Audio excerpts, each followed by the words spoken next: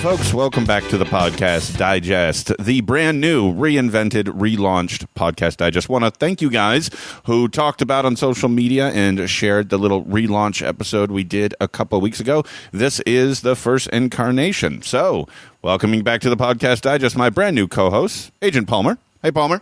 Hey, Dan. How's it going? We're having an absolute blast. That's for sure. We are having zero technical problems today. No issues, no concerns. Right, Palmer? That's exactly how we wrote it up. This is what we do. I mean, folks are coming and listening to us because we are now going to be like the new voice of all that's going on in the podcasting world. So we've got everything together in tip-top shape. Absolutely. Yeah, I'm totally on board for that because I always wanted to be the mouthpiece for something. Exactly. Well, folks, we talked about a couple of weeks ago the new format, and this is not an interview episode. So we're going to talk about news. Now, in the future, news episodes are going to be basically covering a period of time since our last news episode, more or less. This time, we've kind of dipped back and sort of recent history because we haven't had a last news episode. So what we want to do is to be able to, you guys to kind of come to us, hear some discussion on some big topics, some big goings on in the podcasting world, and that we hope that you'll share with all your podcast listening friends. Next episode, I'm efforting, we're working to put together an interview-based show, a classic Podcast Digest episode. So, Palmer, are you ready to talk some news?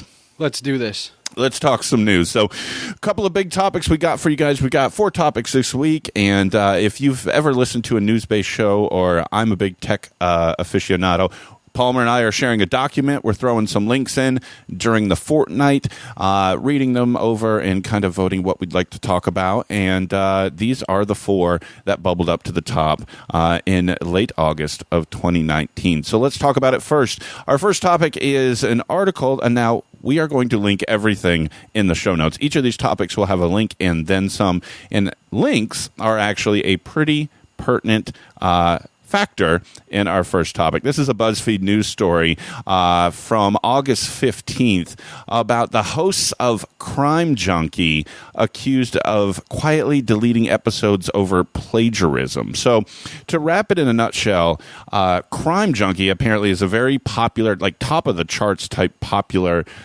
crime show. Palmer, have you ever heard this? Have you listened at all to Crime Junkie?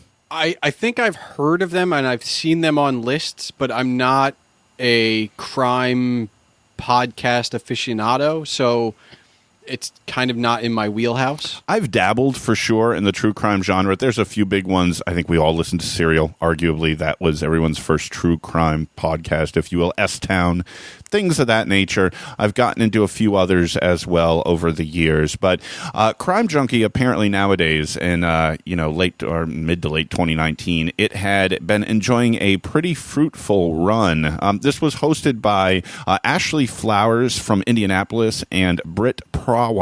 I hope I'm saying that name correctly, and I'm probably not.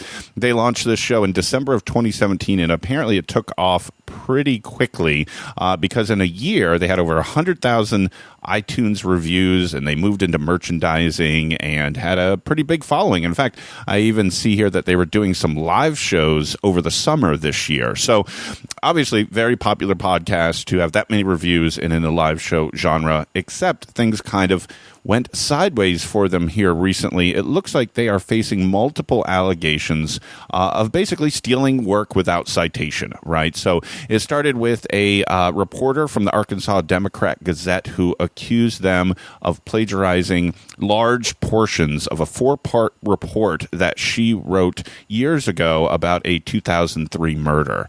And then there were others on Facebook and on their Reddit other podcast hosts that also accused them of something similar. And then so to kind of feed the beast here, it looks like the hosts went through and removed a whole series of episodes from their feeds. Now, according to Buzzfeed, when they look at cached version of the web pages for those episodes, there were indeed no references. Apparently, though, Crime Junkie did regularly provide links, but apparently in these instances they did not, in terms of citating the sources for a lot of the conversation that they had. So obviously a big deal. Apparently it was sort of lit the true crime podcast internet on fire with people falling down on all kinds of sides. But when you read this story, Palmer, what was your first instinct on this situation?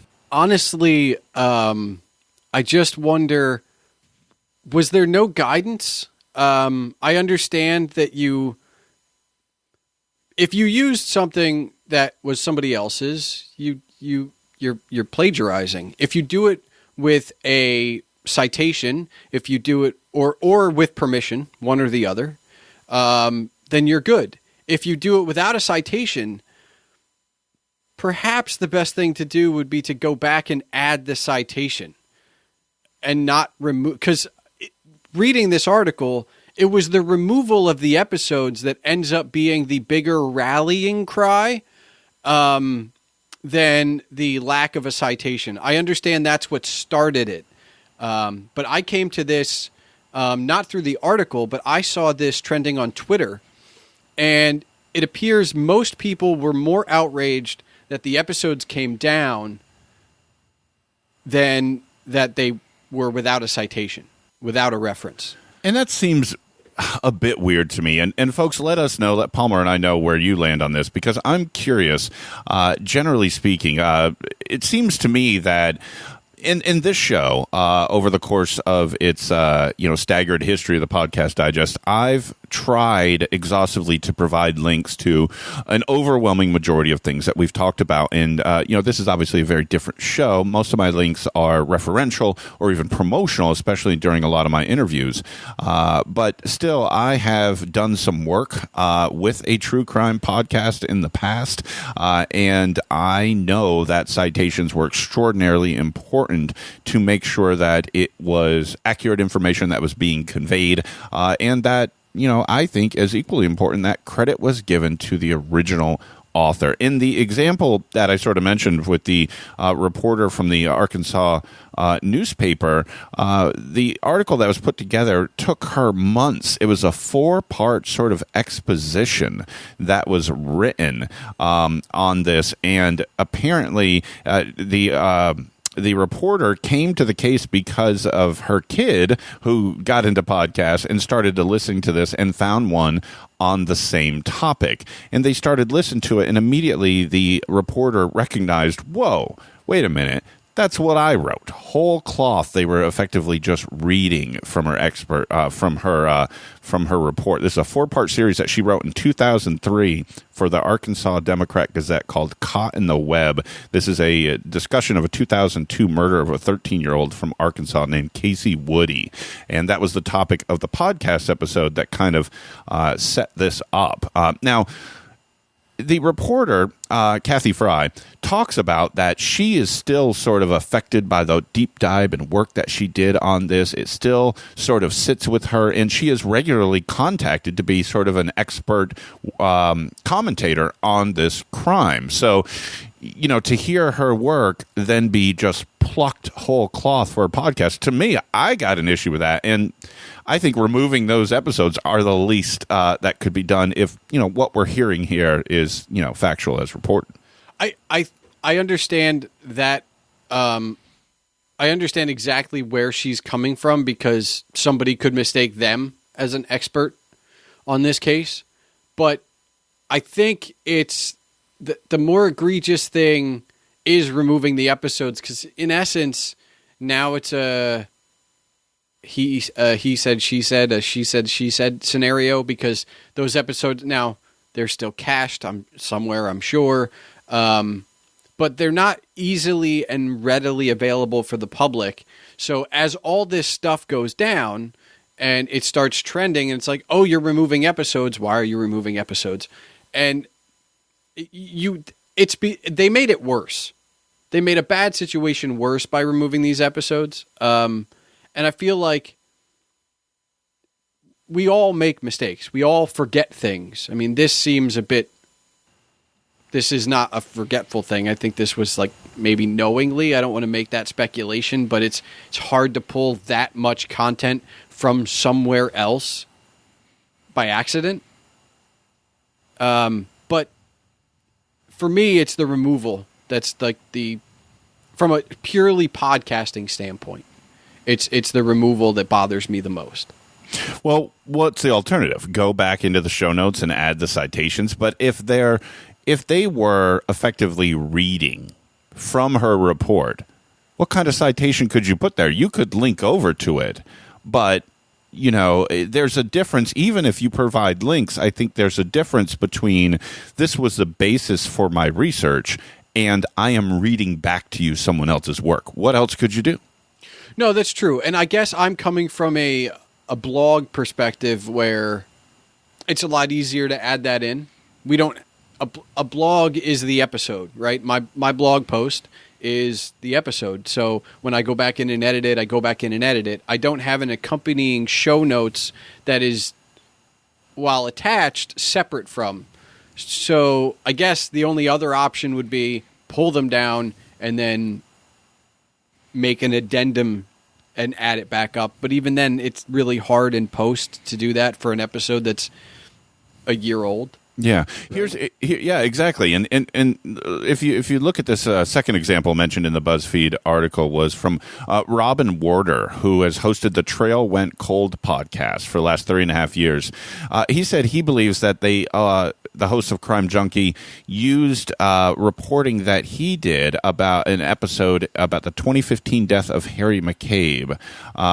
He had published an episode in his and then says that the host then used it as a source for their May 2018 podcast without credit. He actually specifically cited a time passage of 1925 on episode 25 of Crime Junkie, where he claims that Flowers is practically reading verbatim from his Reddit post. So he would put... he would list all of his sources in the subreddit for his podcast, the Unsolved Mysteries subreddit, and he would summarize all of his findings for his podcast there. And he says, effectively, they read from his post. Now, things like that, you've just got to wonder, kind of at what point you sort of go into this concept, right, where it's like, maybe they didn't expect to have this much success. Maybe they felt the pressure of regular releases. And I know, again, from looking at true crime, the research is extraordinary that you have to put together to dive through, old archive sites and to read all of the information you need to be able to develop a plausible narrative on a podcast. Maybe they started to take some shortcuts to ensure that they could get, their release schedule met, and maybe they didn't think anyone would notice. Well, I guess does the means justify the end? But it's probably bigger than that. If you're doing a true crime podcast for the sake of, I want this to be my career, then your credibility is everything and you can't take any shortcuts. Exactly. If you're doing this because it's fun and it happens to blow up, your credibility still takes a huge shot and it hurts. But they had moved into monetization. They had done live shows. They had moved into merchandising, as you said. So, I guess this could be the end of Crime Junkie as a podcast, because I don't know if there's any way to come back. Your credibility it's not even in true crime. As a podcaster, unless you're doing a comedy bit, and people probably would understand it's comedy going in, your credibility is almost your one currency. Yeah, especially in this genre, right? Where you are reporting on facts and your listener, if you're sitting in the true crime genre, well, that first word matters. Right? Yeah. The true part. It can't just, it's not a fiction. It's not a audio fiction podcast. It's a true crime. And, everything needs to be factual, including the sources and things of that nature. What's interesting is it appears from this article that a lot of listeners and readers were kind of all over the map in terms of a lot of listeners still support them. A lot of folks don't understand exactly what went wrong. There's some quotes here in the article that say some fans of the podcast were confused about when in an opaque and unregulated world of podcasts, unspecified research becomes plagiarism. One person had put on there, I think this is a very gray area as long as Crime Junkie cite the reference. I don't see why they can't use it. And the other one that I'd love your thoughts on, Palmer, because this one I think is really interesting. The quote from a post on this says, if she is in fact proven to be reading someone else's story verbatim, I will agree that it's wrong. But if she's repeating facts verbatim as a part of a story, that really doesn't seem wrong to me. Maybe I have a low moral compass, but a written article and an episode of Crime Junkie are usually very different. Okay, so Dan and I both like baseball. Okay? Dan's a Yankee fan. I feel like I have a hard time admitting this now because they're so bad. I'm an Orioles fan. So if the Yankees beat the Orioles 4-0, okay, there's only so many ways I can say the Orioles lost to the Yankees 4-0. The Yankees beat the Orioles 4-0. That is a fact, and there's only so many ways I can say that. I can run down the box score and say, you know, Aaron Judge went 2 for 3 with 2 home runs. Or in 3 times at bat, Aaron Judge hit 2 home runs. Like, there are only so many different ways you can say certain facts. And that's fine. Those are bullet points. But that does not appear to be what we're talking about. We're talking about a paragraph. We're talking about the fact that, you know, in the broadcast, because anybody who's familiar with baseball knows that, you know, this broadcast may not be reproduced or disseminated by anyone without the proper express written consent. There it is. And so if Vin Scully, you know, because he's the guy I would want to copy the most because he's got the best stories, tells a story in the 7th inning of a Dodger game, and I literally copy it down word for word instead of saying like, oh, Vin Scully told the story about Jackie Robinson. If I literally give you the 300 words he used, that's not a gray area. But if I say he talked about Jackie Robinson and hitting a home run in this game, that's me borrowing, right? That's not plagiarism, that's borrowing. I'm saying the facts, I'm giving you the bullet points, but I'm not using his exact words. So to me, that's what we're talking about. Are you know, the box score, those are the facts. Whether it's a crime or otherwise, these are the things we know to be true. Aaron Judge went to bat 3 times. He hit 2 home runs. However you want to phrase that and frame that in the narrative is up to you. But if I take the actual broadcaster's description of those things and state them, then I'm plagiarizing the broadcaster. I understand what facts are, and I understand there's only so many ways to say something. But you're in a true crime genre. Just like a baseball broadcaster knows, like, maybe they have a signature call, but they don't say the same thing every time. And that's because they've been doing it for so long. As a podcaster, you know what you're doing. You know what you're getting into. So their moral compass is not really that much of a part of it. It's just what's copying, what's plagiarizing, and what's telling the facts. Right. And unfortunately, I've used the word fact a lot in the last few minutes, and I don't want to get too political, and it's not left or right. Fact is a word that's been under attack recently.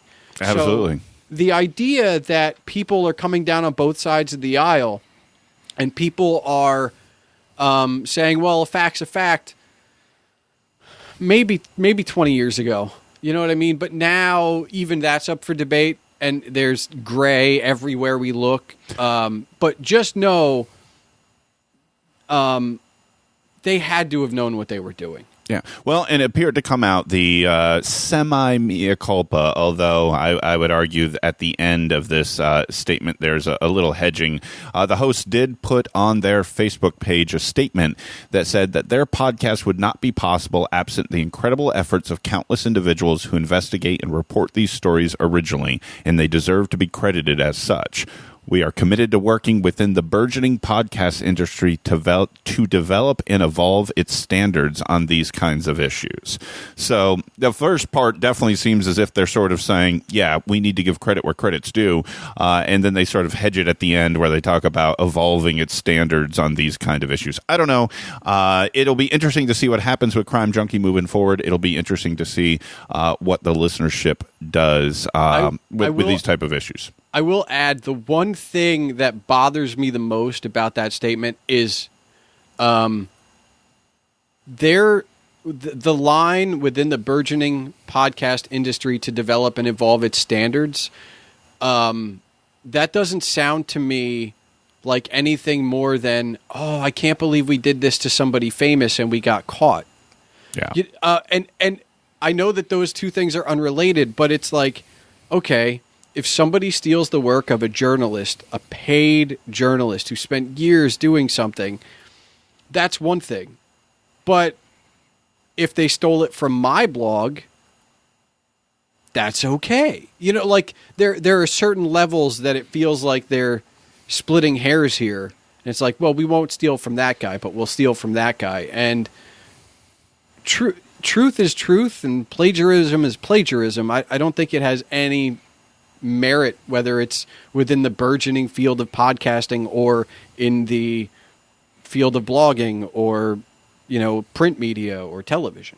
Well, let's hope that Crime Junkie ends up learning from this. I hope they do continue. I mean, if they're that popular, it sounds like something I should be checking out. And I hope that, you know, they don't run afoul of this type of situation before. Something tells me they won't. And I hope that all other true crime podcasts take notice. And really, I hope that we all do in terms of the work we're putting out there. But that wasn't all that happened this week. We have many other big stories to get to. So, Palmer, why don't you take us to our next topic? So, way back in May, if anybody remembers, you know, the spring, Google announced that there would be playable podcast results within, or playable podcasts within search results, meaning you'd type in a search and you would see podcast episodes.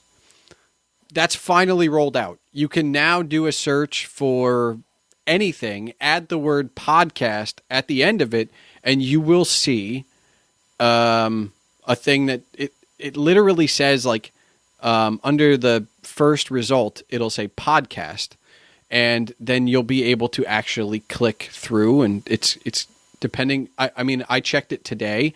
There was I could scroll through a bunch of different episodes, and I could hit play on them, and you can listen in browser. And this is, from what I can tell, huge from a standpoint of search, in that a podcast episode will be more readily available and into the eyes of people who use Google, which is now the de facto search engine. And so it raises the bar, and it raises the idea that podcasts have answers, because a lot of people ask Google questions. So that'll help with the visibility of podcasting as a medium as a whole. And then the other side is, well, if you happen to be one of those kind of people that pays attention, and you see, you do two searches for similar topics and see one podcast or one podcast show up a couple times, you might be more inclined to check it out because it's relevant to whatever you're working on or looking up or researching, and maybe you'll subscribe to it. Dan, do you see any fallback to any of this? I think it's great. It's new, right? There are things that will come further from it. The one thing I'm thinking here, and I'm kind of just was putting in a few more as you were talking, so just so everyone can kind of get an example, if you put in cooking podcast, it's really interesting. So on my results, and I am in Chrome on a Mac, just so you know, your results may vary depending upon how you're doing this. But right now at the top, it's got podcast series cooking, and there are links here to Splendid Table, Spilled Milk, The Kitchen Counter, Cooking Issues, Cooking by Ear, Cooking with Marilyn Harris, etc. But interesting, and what you were talking about next was the section right below that says podcasts, and there's actually a horizontal scrolling of actual episodes that you can listen to right inside your browser. Now, in terms of, do I think that having it right inside the browser is a big deal? No. And the reason I say that is most people are not sitting at a desk on a desktop listening to podcasts. Where I do think this is a big deal is the sense of, and I think that they talked about it recently on the feed, the Libsyn podcast, which we'll talk a little bit more about later, that this is great for sort of research purposes, right? So if you have a topic that you are researching, with Google, you've always been able to kind of pull in all kinds of different multimedia sources and news articles and so on and so forth. Now, if you just add the word podcast to the end, podcast can now be a part. Google listens to these shows. They're trying to do transcripts. They are putting those transcripts through. It's also pulling in show notes. I believe show notes are the primary factor in pulling these results. So, for you podcasters out there, this is a reason to put really good show notes out there. And the point that was raised on the feed for Libsyn was this is also why the first minute of your show matters, right? So if somebody's going to listen to this in a browser, they're only going to give you 30 to 60 seconds at best in terms of this is something they want to include or they want to go on to the next result. So the one thing I would hope that we see in the future, the surfacing is excellent, and I think that I want that to stay, but I do want to get rid of the need to add that word podcast, and I would love to see across the top that to be added. So right now, across the top in Google search results, you have an all, videos, news, shopping, images, maps, books, flights, finance, and personal, if you go under the more menu. I'd love to see podcasts included in there, because even having that would mean that somebody who didn't know to put the word podcast in, right now you have to put the word podcast in. In the future, I don't think you will. I think they've talked about it evolving even further. But one way that evolution can really be helped is if they add it across that top bar. Yeah, I think the other, and you're right, most people aren't going to listen in a browser. In fact, most people aren't going to listen on a computer, period, the end. Right. So it's will we get a subscribe button? Or will we at least get some of these podcasts, when you click through, there's a link to the website, but it doesn't appear that they're pulling like a full RSS feed, which would have a link, the full show notes, an image, there's more information that I feel like should be pulled. Right now, I clicked on one of the cooking ones that you said, and it tells me what the podcast is, and there is a link, and then it's the episode, the release date, the time, the size, play episode, and then a short little description. Doesn't have authorship. I know what's in that RSS feed, as an example, and this seems to be a truncated version of that. Well, one of the things that they raised on the feed that I think is super interesting is that Google has some issues here, right? When you say subscribe, the question is subscribe where? Yep. Right? So they can't say subscribe on Google Podcasts because there are some antitrust issues there, right? If they are going to leverage the power of Google to direct people to subscribe inside their only podcast app, it's not going to fly. So what's interesting is you may see, and what I would like to see is what you see a lot on, I know a lot of my tech websites that I follow, you will see little badges. Subscribe on Google Podcasts, subscribe on Apple Podcasts, subscribe on Castro, subscribe in Overcast, those type of links. Something along those lines might be interesting, but right now everything is so wild in terms of where you can subscribe, and when you bring in a lot of the premium-based areas, Stitcher Premium or Luminary, things of that nature, which we're going to talk about later, it gets even more complicated. So I think Google is just starting here, and then in terms of subscriptions, I think it's a whole nother animal. I also think the boon for this right now is that the podcasts, when you type it in, show up so high up compared to the search results. They're basically the second search result. That's huge because most people don't look past the second or third page. Usually if they don't find what they're looking for, they type in something else. So that's good. I just wonder if that's where it's going to stay. Google has historically done what's best for the users based off of what the users tell them. So if podcasts works as it's supposed to, it'll stay where it is. Otherwise, it either goes away or it changes. And I, for one, do not want to see it go away. I enjoy the fact that we're seeing it where it is. And for the record, if you search the Podcast Digest podcast, you will be able to do all of this with this show as well. Play them inline. You can see the results. You will even get over to the website. It's the website's first result. The embedded podcast is the second. So it's all there. And at least in this case, it actually goes back chronologically for about, it looks like it gives you about 9 or 10 episodes. So that is there. So it's interesting. I think anytime Google can do more to surface podcasts, to raise awareness, they're a huge player. Everybody uses Google probably on close to a daily basis in terms of searching for something. So this is a good thing. I have a feeling it will get better in time as it goes. So it'll be interesting to see what happens here. Absolutely. All right, let's hop on over to our third topic. Third topic of news is really interesting. Kind of comes into what I was alluding to a moment ago in terms of the premium podcasts or podcasts that are only available to a subset of an audience, right? Those that you may have had experience with before. So if you've ever supported a show on Patreon, and one of the things that you got as a benefit from Patreon was special episodes just for the Patreon members, then you may be familiar with something like this, where once you subscribe, then the Patreon emails you a special RSS link that you can then copy and paste into your player of choice. And I know on the Patreon app, you can technically listen to them in there, but let's just forget about that app for a minute. But you can copy and paste this private RSS feed into your player, and now you have access to a feed that's not publicized. Well, the only way you could have got a hold of that was if you got an email generated to you after you paid.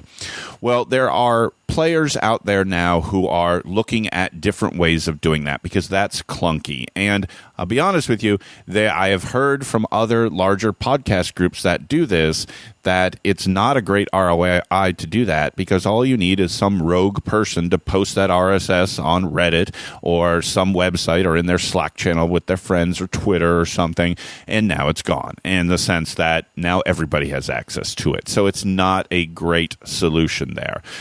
So there are other things that have been put out there to try to make sure that only the supportive listener, basically the person who's paid, whether that be a monthly recurring membership or what have you, are the only folks who get access to this special content. Well, there's a group from Radio Public, which may sound familiar. It was a spinoff of PRX that has a new entree into the area of what we'll call authenticated podcast listening. It's called PodPass, and what they're looking to do is to effectively create what they hope will be a standard that would work along with all of the players, so Apple Podcasts, Google Podcasts, Spotify, your individual third-party players, that they could authenticate using this PodPass to say that this person has an active payment or subscription, if you will, to this premium RSS feed that would allow them to get a hold of the special episodes and only them, that it couldn't be shared anywhere because you need this authentication. So there's a link in the show notes to a really cool article that's written up by Jake Shapiro. Jake Shapiro is the one who came from PRX, and he's now the CEO of Radio Public that has put this proposal forward. He's got some interesting things in here, and he goes through and talks about how it's not necessarily needs to be about private information. You know, it could be anonymized with a user ID, and that this would effectively sit between how you listen and what you have subscribe to monetarily. So it's really interesting, and I don't want to get too far into the technical details here, other than to understand this would be a layer to sit between the two. One of the things that I sort of have looked at this as is if you go into a third-party service and you use your Google ID to sign in, or your Twitter ID, or God forbid if you're doing it, Facebook ID to sign into something. Apple's about to release this fall a sign-in with Apple. So basically what this is taking a third-party authentication method, whether that be Apple, Google, Facebook, Twitter, and using it to access a third-party service or site. So this idea is sort of similar to that, and using that and hopefully with security and things of that nature in place. Others have done this. I mentioned Patreon as well. Supporting Cast, Acast Access, Glow.fm, Red Circle, Substack, and Memberful are all other names of services that have tried to do this or something similar. The proposal here from Jake Shapiro is an industry standard. That's sort of taking pieces of each of those and making it something that hopefully the big players and the platform owners would adopt. What do you think about this concept, Palmer? Do you think there's some legs here? And how do you think this might make authenticating premium RSS feeds easier, better, worse, no different? What do you think? I worry about two things, really. One, I worry about the third-party apps. So I use Stitcher, which is no longer one of the big three. I think Spotify displaced them pretty handily. Sure. So what's Stitcher's market share? What is, any of the third parties once you get beyond Apple Podcasts, Spotify, are they really going to work with everybody? Because that doesn't seem like a viable option. So who gets cut off? Number one. I mean, that's my worry. I feel like Stitcher's probably big enough, but so I'll be fine. But there's a ton of apps out there. So I do worry about that because it's a lot of work. All of these little podcatchers are all different. And second, I worry about why it took so long to get here and how long it could take for this to actually work out. Because you read the list of all these, I know Patreon, so I'm going to say Patreon-like, but ways to support independent creators. And either they have to change their system or PodPass has to make the system work within, provided it's just authentication of RSS feeds. But there also needs to be, information's going to be, basically passing hands because PodPass needs to know that you know to authenticate you. So they're going to know you gave money to the Podcast Digest so you can have access to this feed. So now it's an industry standard, but everything's flowing through them as far as certain information. And what does that do? And most of these places, like a Patreon, they create communities. So there's a community around this Patreon, and while it might be a pain, there's something beyond just I'm paying for an RSS feed. So there are other things that are in play. And the other part is monetization is huge in podcasting from here on out for what I'll say, quote unquote, is the little guy. A lot of people, Joe Rogan makes ad money. He's got ad revenue. Mark Maron has ad revenue as well, but he also has a paywall beyond the most recent 50 episodes. This is not those two avenues for monetization are not necessarily the chosen or optimal ways for an independent podcaster to make money. So they're all doing a bunch of different things, and the industry standard line is great for investors. But what does it do to the thousands of different ways that people are monetizing their own sites? I mean their own podcasts. And that's where I wonder, how is it all going to work? And right now, this is kind of just a theory, and I like it in theory. but I worry about the practical applications beyond, what seems obvious, and I don't even think that covers 50% of these things. Yeah, and I think that to steal the old cliche, the devil's in the details here, right?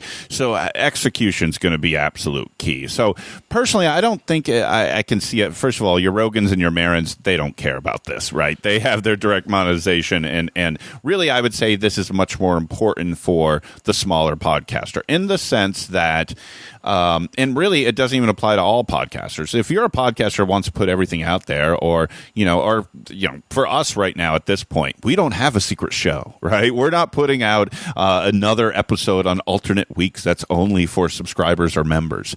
This is for those shows, right? I think that every other means can still be there. Patreon will be fine in the sense that if you want to support them with help me get an upgraded microphone, or help support me take a trip to Uzbekistan to record a podcast there or something, that's all fine. PodPass is not involved there.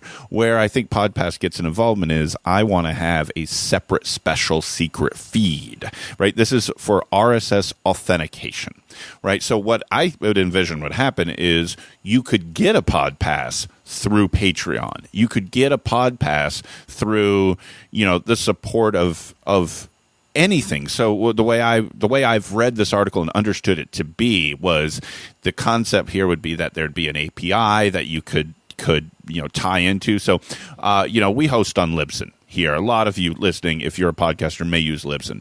So the concept here, I think, would be that if you wanted to create a special RSS feed through Libsyn, that you would be able to effectively add a listener to that feed, and it would generate a PodPass for them, right? And then this would be this login information, this token, this key, this username and password, more than likely, that then they could put in Castro, Overcast, Stitcher, all of the interfaces that they utilize that would tell those applications, give them access to this special feed because we've issued them a PodPass.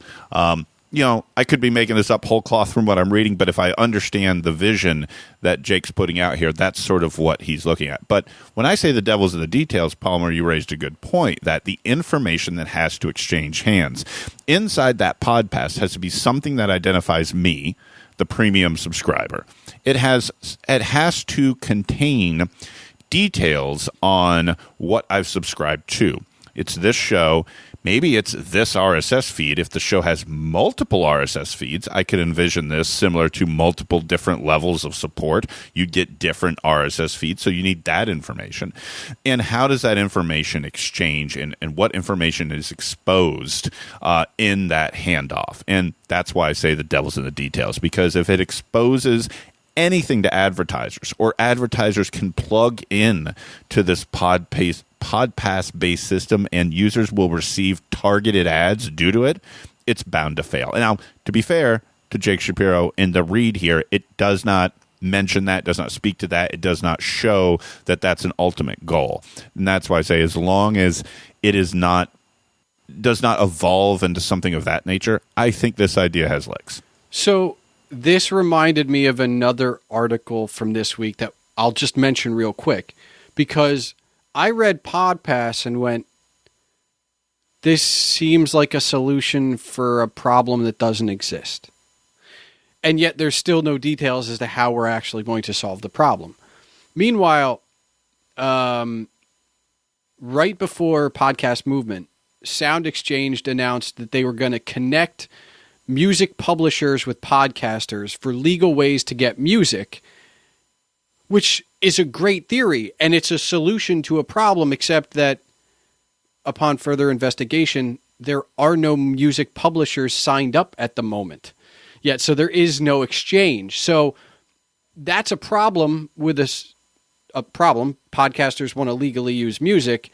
With a solution, here's Sound Exchange, and no details at all because nobody signed up for it. And I look at both of these things as like,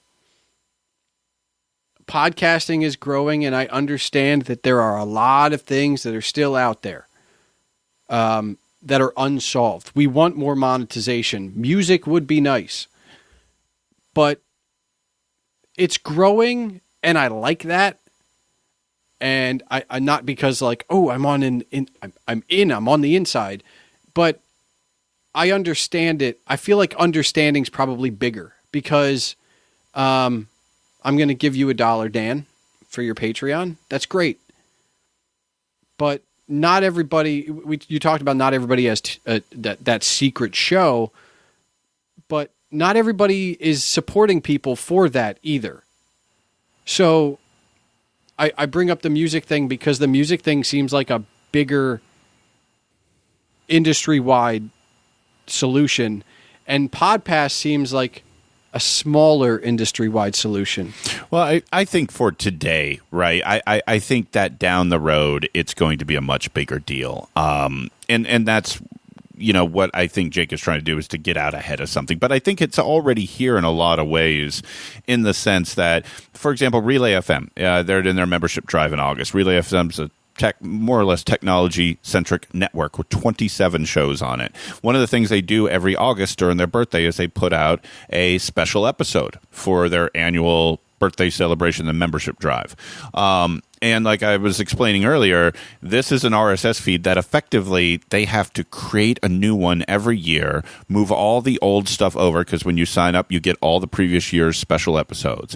Because inevitably, somebody then pops that RSS out into the public somewhere, and all of a sudden, it's open to everyone. So it's definitely a problem. It definitely exists today. It may not be in mass, but the way of saying, I want to put audio content for this certain subset of my super fans, of those who support us financially, and I want to make sure it's only for them.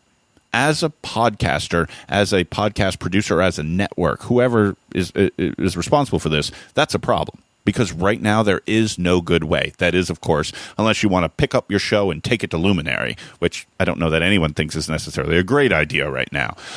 And that's the idea, right? I want to be a free show. I want to put my regular episodes out. I want to have that open to the world. But I want to give something special to those who support. That's the problem. That's what doesn't have a really good answer right now.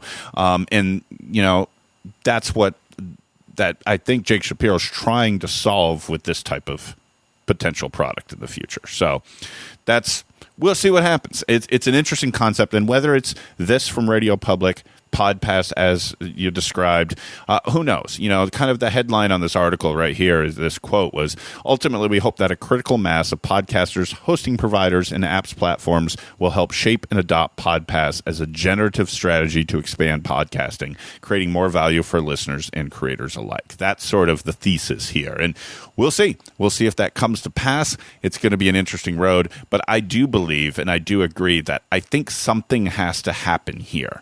The reason that web authentication is a real thing is because it matters. The reason you can go to, I don't know, I'm a big, tall dude, right? I just ordered online for the first time from DXL, right? Because that's the big and tall online clothes and things of that nature.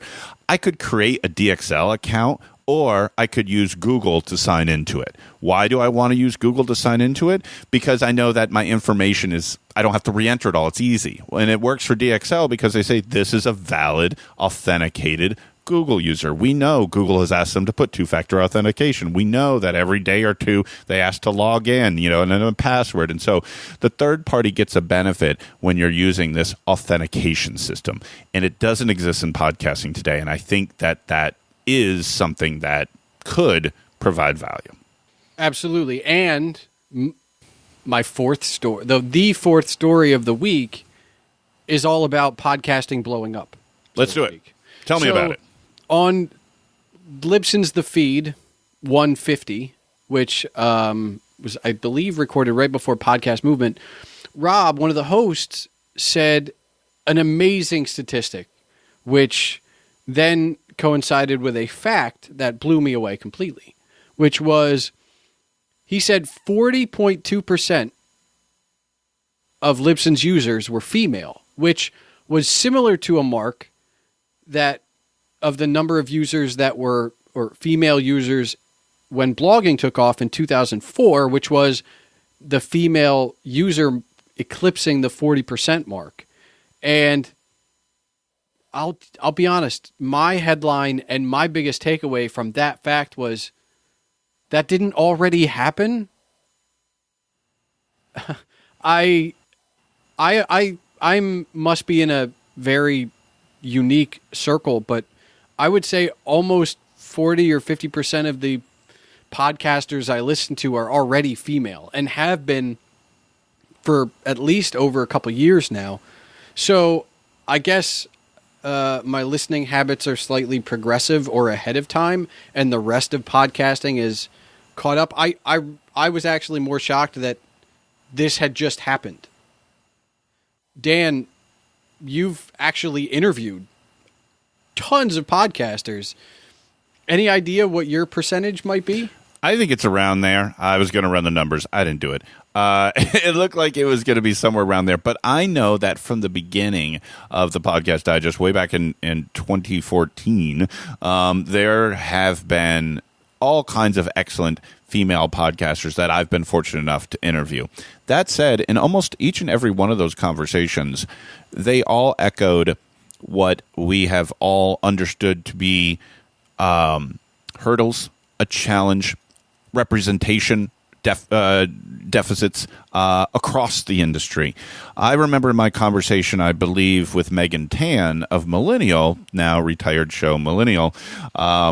She used to talk about that a couple different times. I interviewed her twice, and she acknowledged to me, if memory's serving me, that yes, podcasting is a little bit better than, say, many other industries, say, CEOs for one, in terms of, people in those positions, rich white guys. But generally speaking, in podcasting, there was more than others, but that it still lacked a disparity, versus the rest. And, I think it's interesting that Rob parlayed the concept of growth in crossing a threshold of representation. But I would put this forward, that to your point, Palmer, you said, surprised that it happened already. I think another way that I look at that in this is that it's pretty damn sad that we're this far into podcasting and we don't have more representation. It's sad that all these years into this medium and industry that it's only at 40.2%, according to Rob, right? That means 60% of this is guys, right? Which, if you think about it that way, I think you probably would agree that, okay, that makes sense for sure, because I go and I listen, I think about, even where I hear female podcasters way too often, they're the sidekick to a guy, they're a co-host, they're, whatever the case may be. And yes, there are many female-led or female solo or female team podcasters. But just by looking at this percentage, it's clear there is still a deficit that women are trying to overcome. And I wonder why that number is, and I'm totally unqualified to comment on it, but I wonder if it is still some of those old other industry hurdles still being put in front of them in order to have that number not be at parity yet. What I find very, I want to say ironic, but I don't think that's the right word, is that podcasting seems to be like the perfect medium for the female voice, because in my family, maybe my family's unique, but grandma and ma were the storytellers much more than dad. Everybody told stories, but the females in my family tell better stories. And it's, we talk about the written word versus oral histories, and it just seems like this is a medium that women should be owning. Yeah, agreed. Except here's what I've heard from many of the women I've interviewed in the past. And again, ladies listening to this, reach out to Palmer and I. Shoot us an email, thepodcastdigest@gmail.com, or find us on Twitter @poddigest or @Agent Palmer. Let us know, because I want to hear from you. So I'm doing a little bit of regurgitation here in what I've heard. But one of the reasons, and this is probably sadly true, that this percentage is low, is that women also face an extraordinary pushback when they do use this medium. They get accusations of vocal fry. They get accusations of your voice is annoying. They say people hear them speaking on a podcast and wish that they would talk less, or even, infinitely worse comments and feedbacks and things of that nature. Women get pushed off the platform because of the ignorant subset of male listeners that choose to use an anonymous feedback mechanism like the internet or comments or reviews to absolutely lambaste these women hosts and contributors. They've talked about it in so many different instances. I know This American Life has done a segment on it, and it's been reported in many other instances about the feedback and commentary that women in public, especially in podcasting, have to endure from absolute ignorant listeners. And I'm sure, and sadly, this has got to be true, they've been pushed off the medium because of that. That's one of the reasons I think that this number is so low. When, while I fully agree with you, Palmer, in terms of quality of storytelling, there is a subset of stupidity out there from people that are like vocal fry. Yeah, and I guess there's an accompanying stat that we should I can't even presume to guess, which is what's the gender listener base.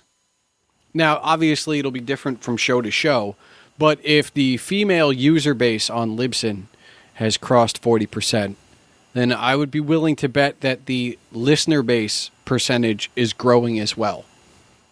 So women should be empowered by the idea that their user base is up and their listener base has to be growing at least equally. But I could be wrong. You can tweet me at Agent Palmer and tell me that, you're a female podcaster and no females listen to your show. I would be very surprised by that. But, that's that accompanying number. And it's really hard, right? Because at least with the Libsyn user base, I don't know how we determine gender, but I presume there's an easier way than the anonymous listenership of the internet. So that one may be a little bit harder. But I can't imagine one's growing and the other's shrinking at the very least. Yeah, and I'm sure that, I don't know. All I know is that podcasting in general tends to be an 18 to 35 thing. It tends to be a more white thing. It tends to be probably slightly male. But you're right in the sense that it is hopefully growing and expanding beyond those initial buckets, including, all of the diversity categories, hopefully, because there is literally a podcast out there for everyone, I believe. And if not, check back in another month or two, because we're gaining, 50,000 new shows a month, something like that. And I intend to review them all. People. No, I'm just kidding. Well. So it is sort of a democratic medium in terms of offerings. But in terms of that feedback, I think that is, the fact of the matter is that, both you and I, Palmer, are in no position to fully understand what it's like to be a female host, and to understand what, sadly, especially if a show reaches some level of success or broader exposure to what the dark underbelly of the internet, if you will. Those people are out there. And, we tend to bounce around so often in small independent podcast circles, which are usually very supportive, and actual interaction and commentary can be, more than polite. But if your show does launch and into the stratosphere, if you will, that's not always the case anymore. And hosts of all genres, ages, and races are subject to all kinds of feedback. Sadly, oftentimes women receive a larger brunt of that. And, I wish that wasn't the case, but, we can't wish things away. And I have a feeling a lot of, it'd be great to kind of talk to former female podcasters and see why they stepped away, because there could be any number of reasons. To piggyback and kind of put a button on this, podcasting in that regard is no different than any other part of the internet.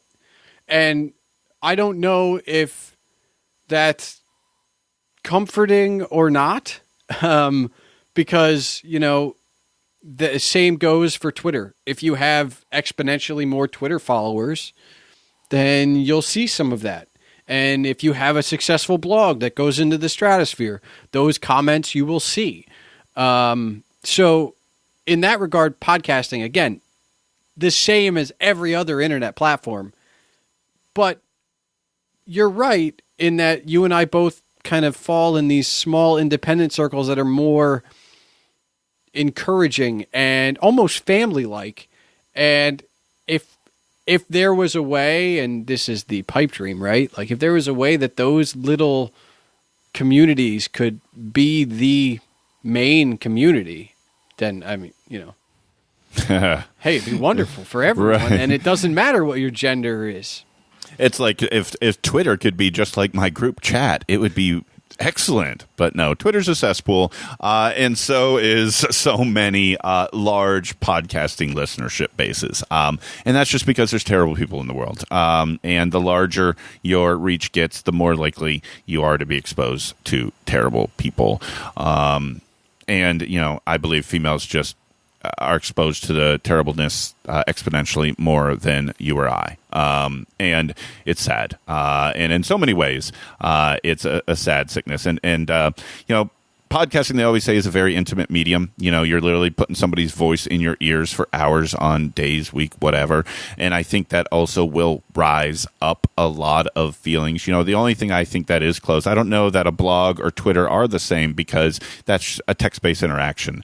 Whereas I would say podcasting and YouTube tend to be much more personal. However, podcasting, I think, can even have an argument to be more personal than YouTube, meaning that most YouTube creators, just by nature of the genre, are only putting out, shorter videos in length. On average, I know there's exceptions, folks. Most podcasters are producing more minutes or hours of content on a weekly or monthly basis than most YouTubers. Again, just general statements there. And I think because of the intimacy of the medium, the fact it can be in your ears and you're listening when you're on the bus, when you're in the car, when you're in the flipping shower, for God's sake, it is, I think, starts to generate a more visceral reaction from those horrible people. And I think that could be why we are just now getting towards any reasonable semblance of parity in the gender division. But who knows? It is an interesting topic, and I can't wait to see it continue to grow. I know that we have future episodes planned. I've been making contacts with some guests for interviews, and several of them are women, and I can't wait to keep doing my little tiny part and our little tiny part, Palmer, to help raise up the awesome women voices, because I, like you, believe that they're doing excellent work, and they don't need my help in so many ways. But if I could bring them another listener too, I think that would be great. So, all right, how does that feel, Palmer? Is that a wrap? I think that feels pretty good. We covered four topics. 4 topics. And I think we did them well. And if you don't agree, I mean, by all means, I'm Agent Palmer on the Twitters. So let me know what you think. And if you are a female podcaster, we do want to hear from you. So let us know your experience. Yes, absolutely. We would love to hear that for sure. Before I go, I want to just share a couple links to all these articles we've been talking about will be in the show notes. And 2 of them I want to call out in particular in terms of sources. If you're big into podcast news and you like to stay up with the industry and kind of read what's going on behind the scenes in the business side or personal side, 2 things. Inside Podcasting is a newsletter put together by Skye Pillsbury. She just launched her own show where she's interviewing podcasters. So her and I have actually already chatted briefly because she's kind of entered this podcast about podcast market. She's got her first couple episodes out now, but subscribe to the newsletter. It's a couple times a week, and I've gotten great information from there. And then, of course, the granddaddy of all podcast newsletters you guys have probably heard of already. There's a free version. I've subscribed to it for years now, which is Hot Pod from Nick Quah. And he's got more staff on. Caroline Crampton, I believe is her name, is a contributor as well. So hotpodnews.com and inside.com/podcasting, 2 excellent industry newsletters that I'll call your attention to. And I'm going to be doing more of this because I've got at least 2 or 3 others that I'd like to call out as well in terms of great sources that you can stay updated on the industry dropped into your email inbox on a regular basis. So that's it for this week, folks, this fortnight. We should be back in 2 weeks, hopefully, and hopefully with an interview. I don't mind telling you guys where we're likely to go, but understand every time I say that, there's absolutely no promises at this point. It's all going to be based on booking availability and schedules. And if we don't have an interview, we'll be back to talk about some more news, right, Palmer? That's correct. Speaking of Palmer, you do some work on the internet, don't you? I do. Occasionally I write on my blog, agentpalmer.com, and occasionally you can hear me do a podcast with my friend Chris on the Our Liner Notes podcast, a musical conversation podcast. Awesome. Palmer's blog and our liner notes are also going to be linked up in those show notes as well, folks. So for this week on the podcast digest, it's going to be hard for me to break that, folks. This week. I know. It's kind of hard. Okay, well, how about this? This week. Yeah, there you go. For episode 158 of the podcast digest, my name's Dan Lizette. That's been Agent Palmer. Until next time, folks, talk to you online at PodDigest or the podcast digest at gmail.com. Thanks, folks. Bye.